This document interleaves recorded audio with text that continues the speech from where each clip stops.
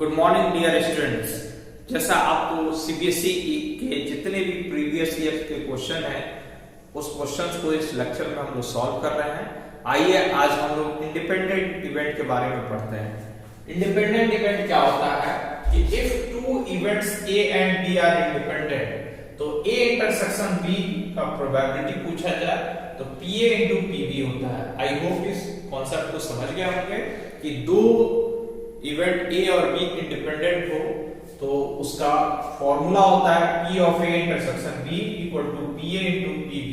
आइए हम लोग इससे रिलेटेड क्वेश्चंस को सॉल्व करते हैं। नेक्स्ट क्वेश्चन है prove that E and F are independent event then the event E and F dash are also independent. सबसे पहले सॉल्यूशन में हम लिखेंगे कि आपको गिवन है E and F are independent event.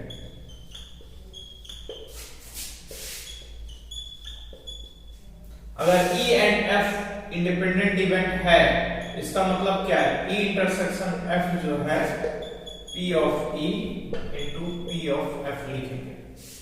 ठीक है, इसको इक्वेशन फर्स्ट मान सकते हैं। नाउ अब आपसे पूछा गया E एंड F डैश, बताइए कि ये भी आल्सो इंडिपेंडेंट है। तो अगर E इंटरसेक्शन F डैश निकालें तो P of E minus P of E intersection F लिख सकते हैं। इस डैश का कॉन्सेप्ट होता है कि जिस पे डैश नहीं है उसमें से A इंटरसेक्शन F को माइनस कर दीजिए। ठीक है, अब आप ऑब्जर्व करेंगे कि P ऑफ E ये है, इसकी वैल्यू आपने फर्स्ट में निकाला है, P of E into P of F लिख सकते हैं। यहाँ ब्रैकेट में आप लिख सकते हैं कि ये फ्रॉम फर्स्ट से आप लिख रहे हैं। ठीक है, इन दोनों को अगर माइनस कर दें P ऑफ E तो 1 माइनस आपका P ऑफ F हो जाएगा। तो ये हो जाएगा P of E P F dash. आपने देखा कि ये दोनों मल्टीप्लिकेशन में आना चाहिए इंडिपेंडेंट के लिए, तो ये दोनों आ चुका है, लिख देंगे hence E and F dash are independent event. Events. I hope कि इसको समझ गए होंगे। हम उस क्वेश्चन को सॉल्व करते हैं जो इस साल सीबीएसई ने अपने एग्जाम में पूछा था। क्वेश्चन है if A and B are independent events such that PA intersection B not equal to 1/4, PA not intersection B equal to 1/6, find PA and PB। तो हम समझते हैं इस क्वेश्चन को कैसे सॉल्व करेंगे। सबसे पहले तो गिवन लिख देंगे, गिवन है A and B are independent event.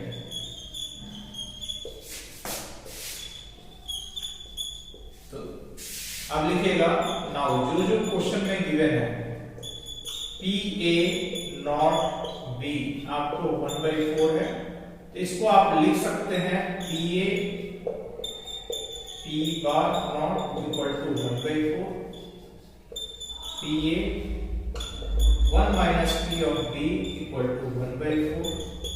ठीक है, अब P of A equal to क्या है, X है, तो इसको लिख लीजिए X 1 minus P of B equal to 1/4। इसको लिख देंगे P of B equal to 1/4x, 1 minus 4x equal to P of B। यहां से इसको इक्वेशन भी मान सकते हैं कि ये इक्वेशन आपका फर्स्ट आ गया। कुछ नहीं किया, इसको x मान लिया था और इसको लिख लेंगे हम 1 minus of P of B और यहां से PB फाइंड आउट कर लिया। अब आगे समझिएगा, फिर आपको गिवन है कि P of A not intersection B equal to 1/6 है। इसको तो सबसे पहले आप ऐसे लिख सकते हैं, उसके बाद इसको लिख सकते हैं 1 minus P of A P of B equal to 1/6।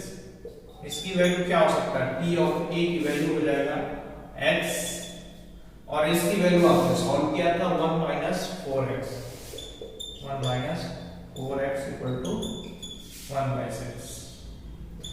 1 minus x 4x minus 1 upon 4x 1/6, 1 minus x 4x minus 1, ये हो जाएगा 4x/6। ठीक है, आई होप ये आप समझ गए होंगे। उसके बाद आपको क्या करना था कि इसको कैंसिल कर देंगे। जैसे 1 माइनस x है, 4x माइनस 1 है, ये कैंसिल होकर 2x/3 हो जाएगा। 4 और 6 कैंसिल हो जाएगा, इनको आपस में मल्टीप्लिकेशन भी कर सकते हैं। मल्टीप्लिकेशन करेंगे तो क्या होगा, इसका मल्टीप्लिकेशन इससे 4x, इसका इससे -1, इसका इससे -4x², इसका इससे +x 2x/3, ये -4x², इन दोनों को ऐड करेंगे तो प्लस का 5x minus 1 equal to 12 2x/3, इसको मल्टीप्लिकेशन कर देंगे, ये हो जाएगा 15x minus 3 2x, x² plus 15x minus 3 minus 2x equal to 0। इनको सॉल्व कर देंगे तो ये 13x हो जाएगा और -3 इक्वल टू 0।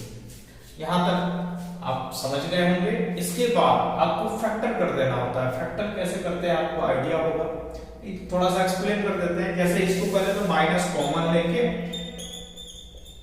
चेंज कर दीजिए और ये प्लस का हो जाएगा 3। हमने क्या किया, माइनस कॉमन ले लिया। फैक्टर करने का कॉन्सेप्ट होता है कि इसको और इसको मल्टीप्लिकेशन कर दीजिए, 12 और 13 को मल्टीप्लिकेशन कर दीजिए। मल्टीप्लिकेशन करेंगे तो 36 हो जाएगा।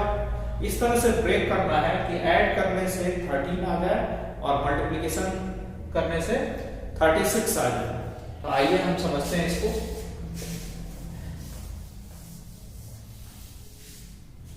देखिए, इसको फैक्टर करेंगे तो कुछ ऐसे करेंगे, तो 9x माइनस 4x प्लस 3, इसको सॉल्व करेंगे तो आपका 3x कॉमन हो जाएगा, 4x minus 3 minus 1 4x minus 3 equal to 0।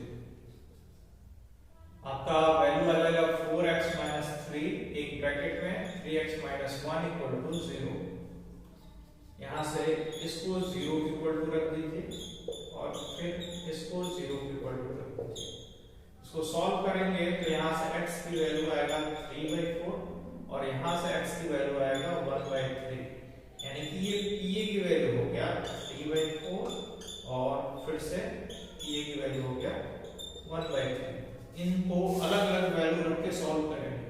अगर PB की बात करें तो PB जो है आपका वैल्यू है 1 माइनस 4x, 1 माइनस x की वैल्यू रख देंगे 3/4, 1 माइनस 1/3 2/3।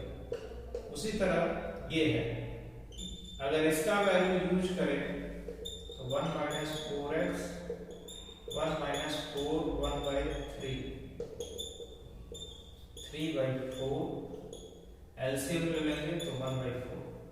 तो हम समझ सकते हैं कि अगर PA की वैल्यू क्वेश्चन में 3/4 है, 3/4, तो PB का आंसर हो जाएगा 2/3।